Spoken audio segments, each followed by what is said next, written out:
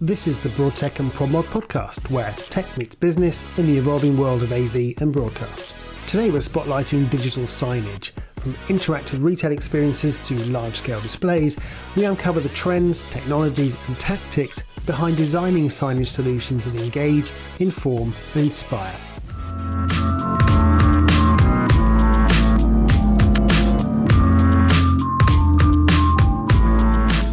I want to bring the conversation around digital signage because there's usually three choices there: Windows, Linux, or Android.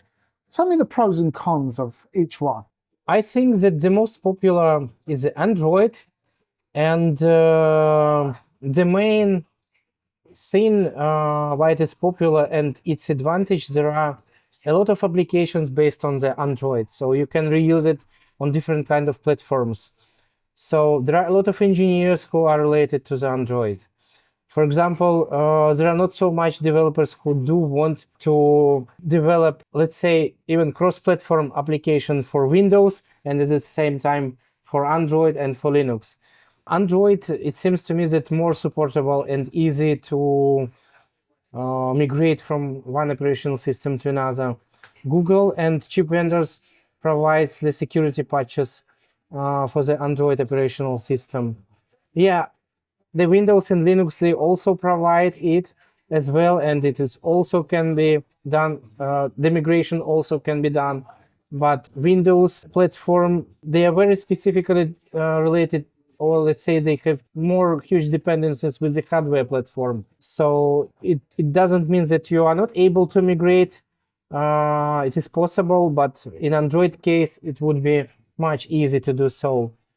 For Linux, yeah, you can do everything stable and reliable on Linux. You can also apply patches on Linux, but from the software point of view, you would need to develop approximately from scratch each application which is used for conferencing, for educational, and for advertising panels, and so on and so forth. So for Android, it's more or less easy. It has browser inside. It is comfortable to work with it from the engineering point of view. So that's in general pros and cons for the provided operational systems. Are most of your customers Android and Linux based?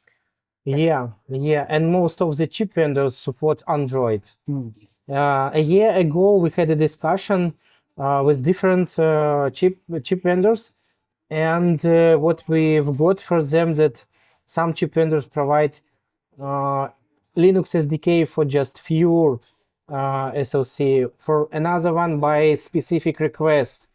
Another major chip vendor, they highlighted that their plans are to cover all the chips with Android, and the legacy stuff, which would be about 20 or 25%, would be related to Linux. So Android is more popular even among the chip vendors. The perception has always been Linux is a more stable, ecosystem. Is that right? Is that what you get from a lot of your clients? Not from the more of our clients, but some of the clients, they provide solution based on Linux because of the specific business, and they have some requests for their panels which should be related based on Linux. Like if we're comparing in terms of both Linux and Android, I mean, what I get the impression of with Android is that they're constantly evolving and updating. But that can also be a problem, because if you've got so many products in the field, you need that constant updates as well. Yeah, but you can accumulate. For our clients, we applied AB update, we're over the air.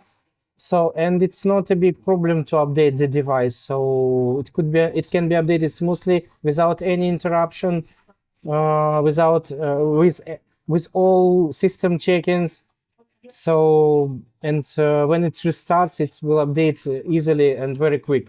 So it's not a problem to update the device. So even for some specific needs, the updates could be also provided on the flash disk, because it is easier just to put and install everything, applications and the system and everything. And one other question I had is, how can you the help from Promwad help to extend the life cycle of some of these products that have been in the field for a long time through some of the services that you might be able to provide to freshen up a firmware? So basically, when there is a fleet of the devices in the field, it could be very expensive to update that into new hardware, new platform, new devices, because sometimes there are like tens of thousands of the devices, and even like if the device costs like $20, that will be a fortune, right, to update everything.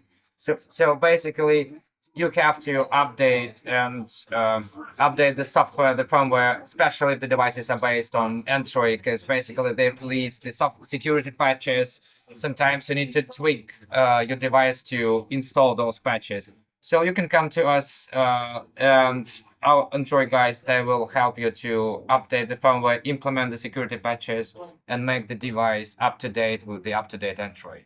So guys, thank you so much for joining me over this series. It's been a pleasure seeing you and meeting you for the first time, although we've been working together for some time, but it's the first time actually working together in kind of reality. So now let's make sure we're not digital pixels. And, well, good luck to you, and I'll hope to see you soon. Yeah, thank you. Thank See you. you. Thanks. Cheers.